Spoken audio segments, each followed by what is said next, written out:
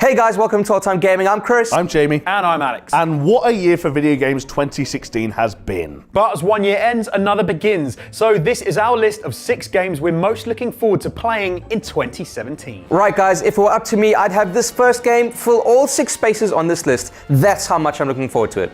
The Legend of Zelda Breath of the Wild is the latest title in the popular series, and I'm fucking amped. Unlike previous titles, the game will be fully open world, with an environment close to 12 times larger than that in Twilight Princess. You can climb anything, jump anywhere, glide with your shield, attack mobs of enemies, craft weapons, and cook. It's a prettier, better written, more action-packed version of Skyrim, and that is amazing. Now, there are some gamers out there who don't like Zelda games. I know, I'm as shocked as you are, but I personally know at least one of these traitorous pricks, and he said that the game looks so good that he's contemplating coming back to play some Zelda. Yes, it's had its fair share of problems, of course, you know, with frequent delays and controversy over having a male Link instead of a female one, but honestly, who gives a shit? But just look at it, it's so pretty. Best of all, the game is going to be compatible with the new Nintendo Switch, meaning that I'll have the ability to play it literally anywhere I want with console quality graphics. And above every other game that's coming out, this one I am the most excited for. That's all well and good, Chris, but Spider-Man is looking to recapture your youth in the best possible way.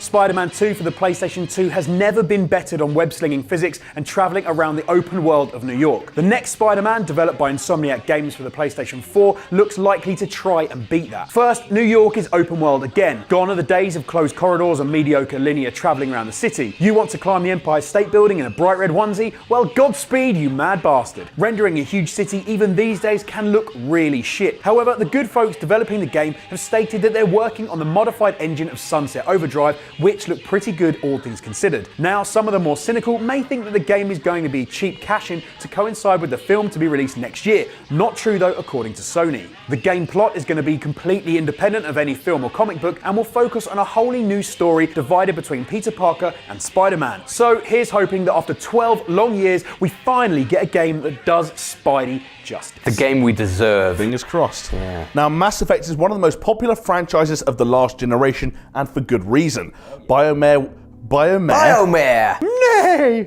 BioWare make great narrative-based games, and after fixing the ropey ending, Mass Effect 3 brought the Shepard trilogy to a suitable end. However, people wanted more. More biotics, more space opera, more Krogan badassery, and more Asari fucking. Mass Effect Andromeda aims to provide it. Set 900 years after the first games and in an entirely different galaxy to the original trilogy, Andromeda is the story of a Pathfinder as they attempt to discover a new planet for humans to colonize. The usual features are there: dialogue trees, companions, and the potential for romantic relationships, as well as fast and tactical gameplay. And some alien fucking. Well, I've said that twice already, but yeah! Planet exploration looks like it's back for the first time since the Rhino on a tricycle style of driving with the Mako. From what we've seen, BioWare have changed little of the core experience of the game, understanding exactly what made the game so enjoyable in the first place, yet still innovating in a few places. Plus, it looks absolutely fucking gorgeous, which is always nice. The planned cooperative multiplayer is also a welcome addition, as is the fact they've hinted that we should keep our saves, so it looks set to establish another space opera trilogy. Plus, this isn't going to be an exclusive either. This is for PlayStation, Xbox, and PC, so all you PC Master Race pricks can't complain either.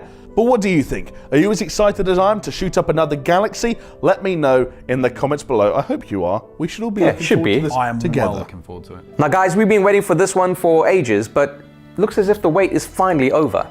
Prey started as the sequel to the 2006 game of the same name, which in itself had been in development for close to 11 years. In 2011, an alien bounty hunter action game was in the works before, being cancelled. Finally at E3 2016, a proper Prey game was revealed with a slated release date. You play as Morgan Yu, unlucky bastard who has been subjected to experiments to give him certain alien powers aboard a space station orbiting the moon. Oh man, just saying that feels like a welcome breath of fresh air in amongst the earnest grey-brown shooters of the last 5 years. Yu's job is to fight the alien threat to the station any way you deem necessary. Want to go in stealthy? Sure, go for it. Want to go in all guns blazing? That's right, it's your funeral. The entire station is open to you from the start as well, giving you the ability to tackle the threat however you want and wherever you want. The game feels a bit like System Shock 2 with a touch of Dead Space thrown in, which is a good thing. The tools at your disposal allow to open up previously unthought of routes to the objective, while neuromods upgrade your powers and abilities. Now, it's not quite the shooter that the original Prey was, but it does look interesting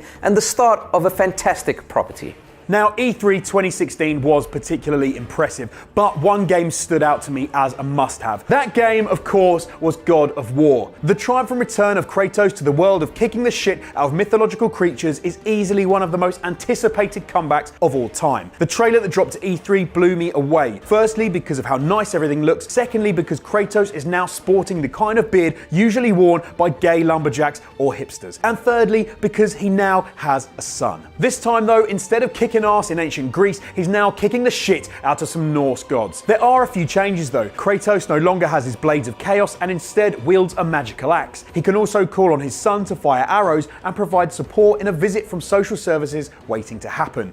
Your son will also act as a distraction to the enemies, which will allow Kratos to handle larger mobs of goblins or trolls or whatever fancies a bit of Greek. It's a welcome return after 4 years since Ascension. We finished the list with Rockstar and perhaps the most anticipated and most disappointing teaser trailer they've ever produced, depending on your opinion. Red Dead Redemption 2 is coming out in autumn next year, and well, that's pretty much the only thing we know for certain. I mean, the teaser trailer was released in October and told us that it's a cowboy game set in the American West, and that was it. You're certainly living up to the name teaser trailer, Rockstar, well done. There are other things though where we can gather information about what may be in the game. For example, the cover and the trailer both feature 7 armed men, so it's safe to assume these guys are part of a gang. The guy at the front looks eerily similar to John Marston, the protagonist from the first, so perhaps this is a prequel exploring Marston's life in Dutch's gang before the events of Red Dead Redemption. Rockstar's website also states that there will be a brand new online experience. Will it be like GTA Online set in the American wilderness? Who knows, but probably, of course it will be. That thing makes fucking millions and millions of dollars. A leaked map was posted on NeoGAF revealing a large area crossed by rivers and lakes, so hopefully Marston can stand water this time. In time, Rockstar will inevitably reveal more information, and whatever it is, I'm gonna be all over it.